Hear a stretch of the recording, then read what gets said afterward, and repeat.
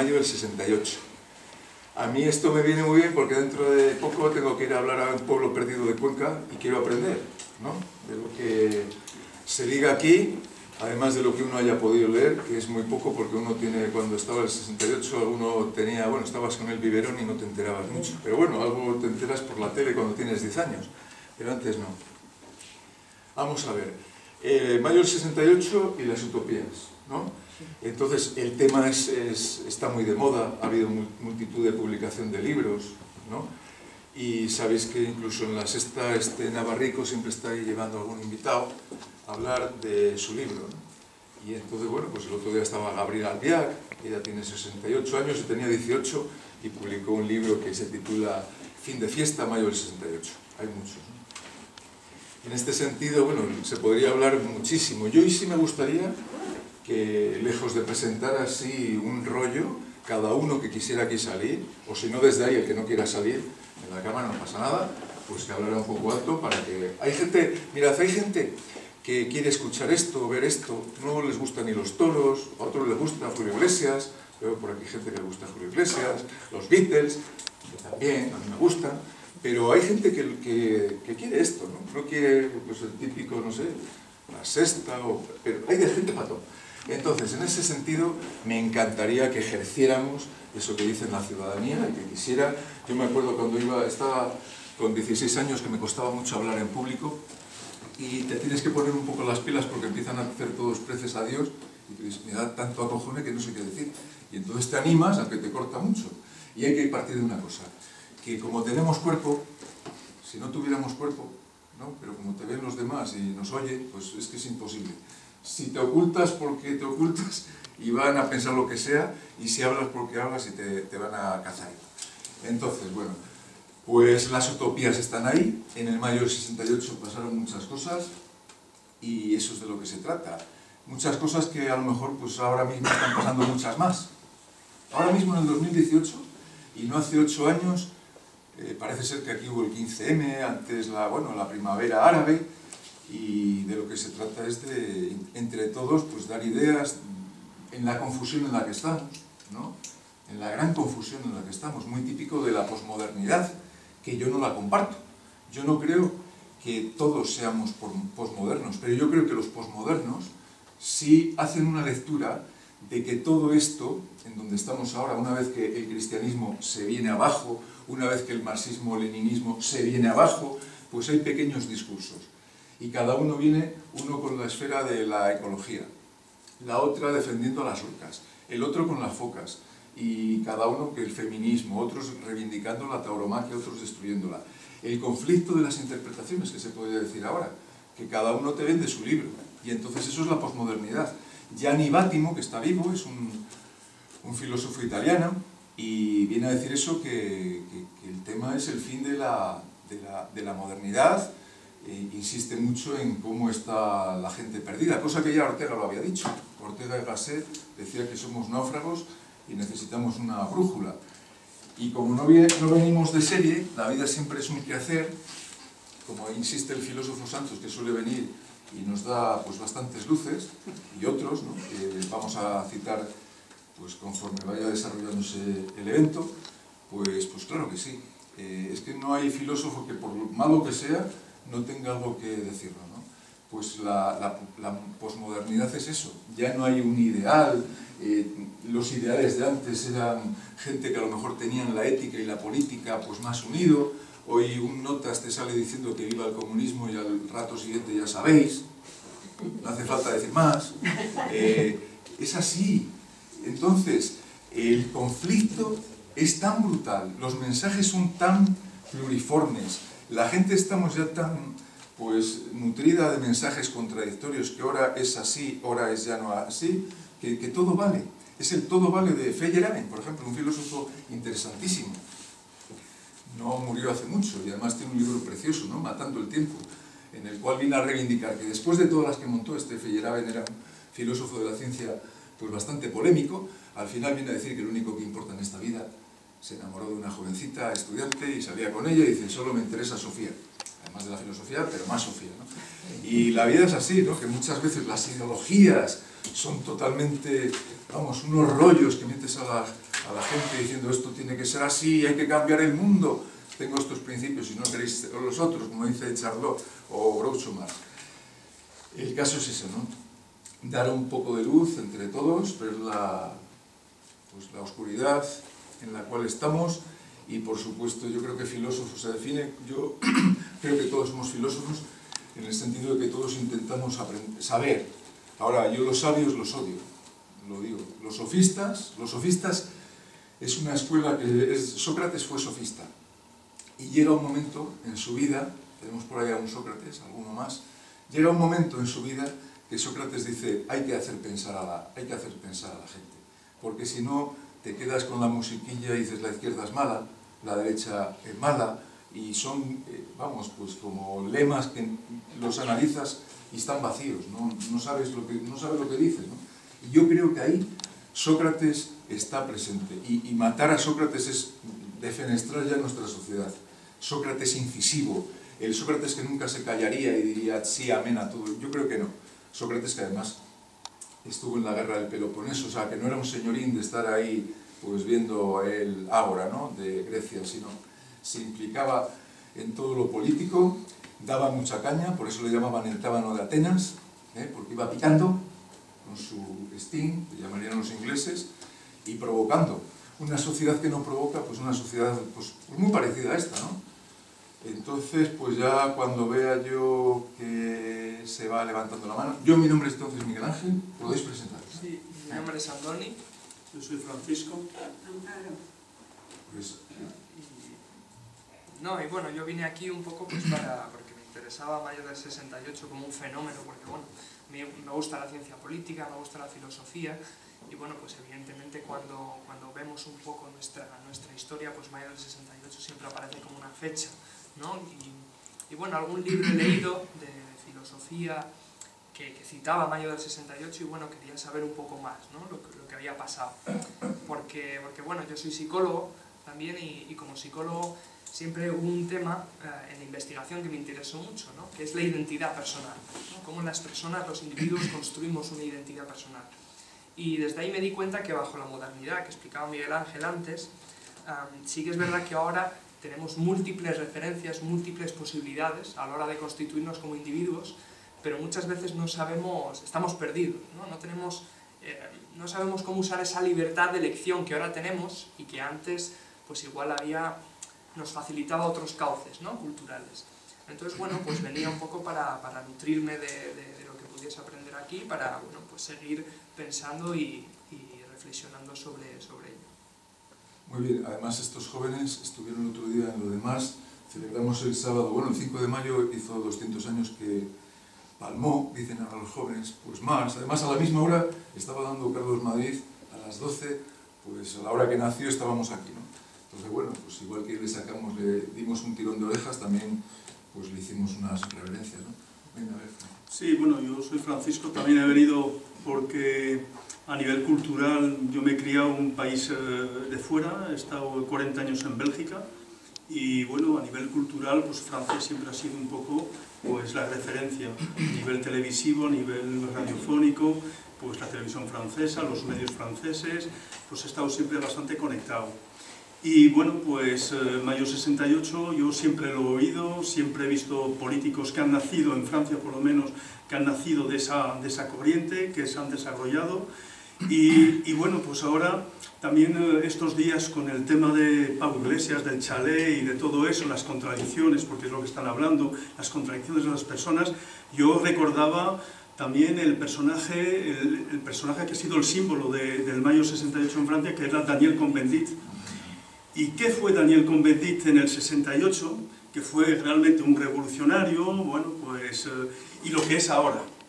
Tenemos derecho de evolucionar ideológicamente, de olvidarnos de las utopías que teníamos antes, es un poco el debate, y ese debate está a la orden del día, ahora mismo, con el tema de Pablo Iglesias. Si bueno, podía decir unas cosas hace unos años y ser de otra manera ahora, o pensar de otra manera, o actuar de otra manera, y recordaba ese caso de Daniel Cohn-Bendit, que ahora, bueno, pues fue ecologista muchos años, fue a Alemania, en el Partido de los Verdes en Francia, ahora está más cerca de la corriente de Macron. Bueno, pues esas incoherencias, ¿podemos evolucionar? Eso es un poco la pregunta que... Muy bien. Bueno, a raíz de lo que estás diciendo, claro que se puede evolucionar, y eso esa evolución es un motor que le dan los años, ¿eh? A medida que uno va viviendo, pues entonces qué pena si no se evolucionase, ¿eh? O sea que hay cantidad de ideas, aparte del sustrato que cada uno tengamos en el fondo de nuestra personalidad, pero nos vamos nutriendo con todo lo que, con todas las experiencias de lo que vivimos, de lo que vemos alrededor, de los acontecimientos que ocurren a todos los niveles de la vida, ¿no? Pero a mí me parece que mayo del 68 ha sido, en el siglo XX, la gran utopía, porque si la utopía es un concepto de ideal que las personas que han dejado impronta, ¿no? Cuando han fabricado, o sea, se han puesto a vivir a través de unas ideas en las que creen ciegamente y están dispuestos a todo para que eso se pueda cumplir. Claro, el sueño de la utopía es la ciudad ideal, ¿no? Donde los hombres todos viven armoniosamente y por eso se llama utopía, porque nunca será realizable, porque jamás una utopía podrá llegar a configurarse a través de un periodo de la historia largo. Se puede vivir a lo mejor en pequeñitos grupos, pues una serie de ideas que uno quiere poner en práctica, pero eso yo creo que será irrealizable en una sociedad amplia, ¿no? O en un país, bueno, ahora como vamos camino de ser un mundo global donde todo está mezclado y donde todos vamos a influir unos sobre otros, bueno, pero yo vuelvo al mayo del 68. Ellos decían, ser realistas, pedir lo imposible. Y claro,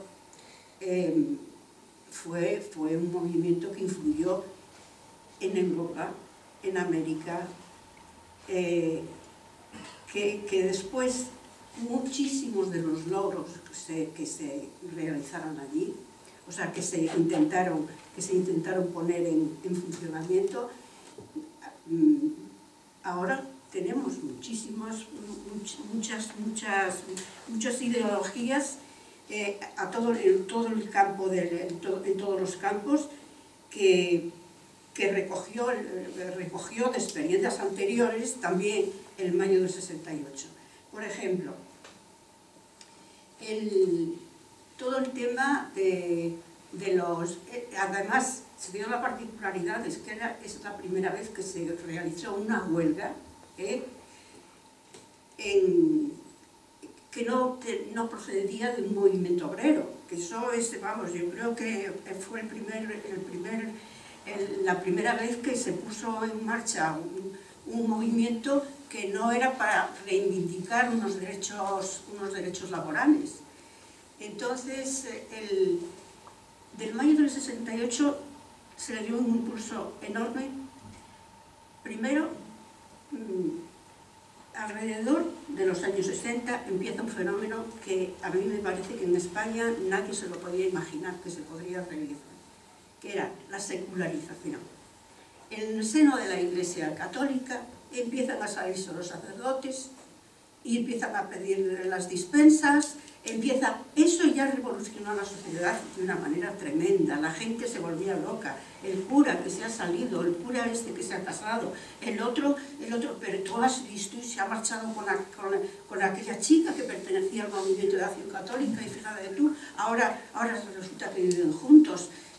Los curas entonces haciendo misas para los que estaban de acuerdo con lo que ellos habían hecho, ellos como estaban consagrados, ellos continuaban pudiendo decir misa, pero bueno, aquello ya en el plano de eclesiástico, cuando la Iglesia estaba tan asentada, yo estoy hablando de España, que estaba tan asentada la Iglesia y la política, y que todo iban unidísimas,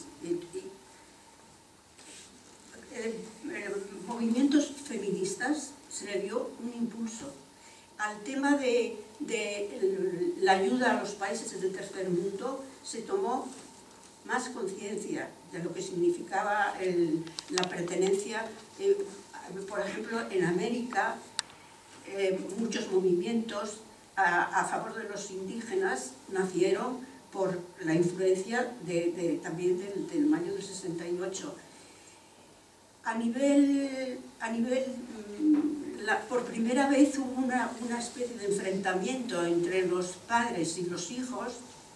Los hijos adquirieron como una especie de conciencia de que ellos tenían que enfrentarse a la autoridad paterna, que vamos, dio para artículos de opinión, dio para ensayos, dio para todo, dónde iba a llegar esa juventud que se había vuelto loca, que tenía el pelo largo, que cambia la música, todo el movimiento de la música que venía de América y sobre todo de la inglesa. Bueno, fue radicalmente, y en el mundo del sexo, vamos, se empieza a vender la píldora, aquí no. Aquí solamente se vendía como ayuda terapéutica para algún desarreglo, pero pasaron montones de mujeres por las clínicas, si tenían médicos amigos que le diesen las píldoras. Pero, y entonces, claro, en ese momento que la píldora se pone en funcionamiento, pues desaparece el tabú de los hijos, del hijo ilegítimo. Bueno, fue para mí, vamos, aparte de que rompen en Francia con la supremacía de la ideología de Gaulle. Francia estaba pasando también por un momento político después de la Segunda Guerra Mundial. De Gaulle se había sentado, había acuñado una nueva moneda y hablaba de la bandera de Francia. De Gaulle soñaba que toda Europa era casi como un sueño, una utopía para él, un mito de que iba a estar regida por los franceses. Ahí no me alargo más. Bueno, como va a hablar aquí más gente, pues a partir de ahora el que quiera pues puede comentar, salir aquí sin problema, y si no habrá que llamar a la autoridad competente. Yo siempre tengo, salga para acá si quiere, que aquí están las cámaras de la 1, que le vean, hombre, que le vean, ya está bien ahí que solo salga ahí el eurodiputado Condí, que por cierto, este está en YouTube, está perfectamente ahí. Perdona, nombre si quieres. Soy francés. Tenía 22 años en París, en 78. Y es interesante lo que ha dicho la señora, no te conozco, pero es muy limitado, porque la perspectiva hay que entender la situación internacional de la época, como es México, el Vietnam, etc. Había una cultura en Francia antiimperialista muy fuerte. Y se habla mucho del movimiento de estudiantes, pero fue la huelga obrera la más larga de Europa. Yo fui de huelga casi un mes. Hubo muertos, no fue una de baile, hubo muertos, hubo heridos. Yo fui a la cárcel 2 veces, como miles de estudiantes, 24 horas, no es nada, pero hubo... lo que fue interesante, pues desde el principio, ahora se abren los archivos de la policía, desde el principio la juventud obrera, porque París estaba en una ciudad obrera a la época. Estaba Renault, estaba Citroën, alrededor se llamaba la ceinture rouge, el cinturón rojo. El Partido Comunista tenía un peso muy fuerte, totalmente hegemónico en peso. Y hubo una sociedad joven, obreros y estudiantes muy fuerte. Y lo digo así porque a mí ha determinado toda mi vida. Si me siento hoy militante, soy militante, ponemos anticapitalista, con Teresa Rodríguez, es gracias a Mayo 68. Yo antes de Mayo 68 no había leído Karl Marx, me parecía una obra totalmente cerrada. No he leído tampoco El Capital, pero toda la parte de filosofía de Karl Marx sí, ha marcado toda mi vida porque encontré estudiantes que no han pasado del uniforme Mao Zedong al Rotary Club, como dijo Ezequiel, pero que se han quedado en la reflexión, en la lucha, como Daniel Ben-Saïd, por ejemplo. Entonces, lo que observo hoy es que Francia se ha abierto brecha, como has dicho tú, brecha, feminismo, derechos sindicales, más importante, inmigrantes, quienes estaban maltratados en Francia a la época, los inmigrantes y las mujeres que estaban maltratadas. No olvidemos que en 61 la policía francesa mató 100 argelinos en las calles de París. De Gaulle ha venido al poder, tú hablarás de De Gaulle, ha venido al poder con algo que parecía el 18 de Brumario, porque los militares de Argelia habían dicho, o él o venimos nosotros, porque la situación estaba muy complicada. Lo que quiero decir es que hoy por hoy las brechas de mayo 68 se ha visto con todo lo que has dicho tú. Y la gente hoy hablamos de ética, de revolución. Para mí no hubo revolución. Una revolución es tomar es 89, tomamos el poder, hacemos la revolución. Y ahora viene bien decir revolución, revolución. No. Creo que las brechas abiertas, sí. Que el 15M aquí también estaba muy interesante, pero no hubo huelga. No hubo huelga de nadie. Y ese es el problema de hoy. A mí me parece hoy que debemos recuperar la filosofía de la lucha, pero la filosofía con un contenido político, con libros, con un escrito, porque lo que observamos ahora, con lo que pasa, por ejemplo, con Podemos, que es que no hablo del asunto personal, no, me da totalmente igual, no es mi problema. Pero si perdemos la ética en política, perdemos muchas cosas. Y eso es que el debate, creo que sobre la ética política me parece muy importante. Por eso quería hablar aquí, para no olvidar, porque se olvida mucho, porque he hecho conferencia sobre el tema, se olvida mucho del conflicto social que hubo en la época. Y que efectivamente no fue una fiesta, porque se puede leer, he leído un artículo de un periodista hace poco diciendo que después de mayo 68 la gente fue a Katmandú a fumar. Los obreros estaban porque después no fue tan fácil, ¿no crees? Pero el debate es la ética y la falta de cultura. Entonces, porque son todos españoles, ¿no? Que un poco con provocación, se dice, a mí me contesta siempre, pero 40 años de fascismo, no. Ahora tiene libros, tiene profesor, tiene alumnos. ¿A qué le va? ¿Cómo puedo recuperar esta voluntad del saber, de tener una base ideológica para apoyarnos sobre esta base ideológica? Porque si no hay base ideológica, no hay perspectiva. Y hoy me parece que faltan muchas bases. Nada más. Bueno, pues muchas gracias. Habrá que salir más veces, Jean-Pierre, aquí. Muy interesante, la verdad. Y además que da pie con todo lo que se ha dicho para el que quiera pues, seguir ahí cogiendo pues, el hilo. No obstante, al hilo de lo de Jean-Pierre, lo difícil que es siempre, y esto lo podemos, si queréis, comentar, los movimientos de base siempre parten con una ética pues, de máximos y luego una vez que llegan ahí al poder o están en camino de... Yo creo que hay un abandono, y esto me remite bastante a las tesis, que aquí hay que citarlas, de los freudomarxistas, cuando estudian pues, desde Wilhelm Reich, un marxista de la época, vamos, del mayo del 68, ahí está, uno de los ideólogos, de los filósofos, Marcuse también, que estudia bastante pues, el tema, que aunque fuera pues, un acicate para los universitarios, él dice, tenéis entrevistas muy chulas en YouTube, Herbert Marcuse diciendo que él simplemente, más que hacer el movimiento, él plasmó lo que había en el movimiento de lo que estaba pasando allí, ¿no? Y luego, bueno, pues todo el movimiento freudomarxista. Es decir, lo que dice el freudomarxismo, y además hay que partir de eso, y además yo creo que como ciudadanos tenemos que saberlo, y además los jóvenes lo tienen que saber más, es que hay una cierta dificultad a la hora de llevar las ideologías a pie de obra, porque está el componente freudiano. Y yo no soy psicoanalista, yo no creo en el psicoanálisis 100%, pero cada vez que ves un poco lo que se cuece aquí, es mucha voluntad de poder en la cual se basa, creo humildemente, aunque son las autoridades las que hablen, Freud. Freud había sido lector de Nietzsche, de Schopenhauer, y ve cómo es el cotarro, que no todos queremos ser tan hermanos, que no todos queremos ser tan comunistas, y que cuando alguien dice comunista hay que decirle, bueno, a ver, ¿qué quieres decir con eso bonito? Porque ya no nos creemos nada. Desde ese punto de vista, creo que hay que estudiar El Capital, hay que estudiar todos los libros que, vamos, los que se puedan, ¿no? Porque es imposible. Pero desde luego el movimiento psicoanalista marxista, freudo-marxista me parece esencial, porque es que si no, no te enteras de nada.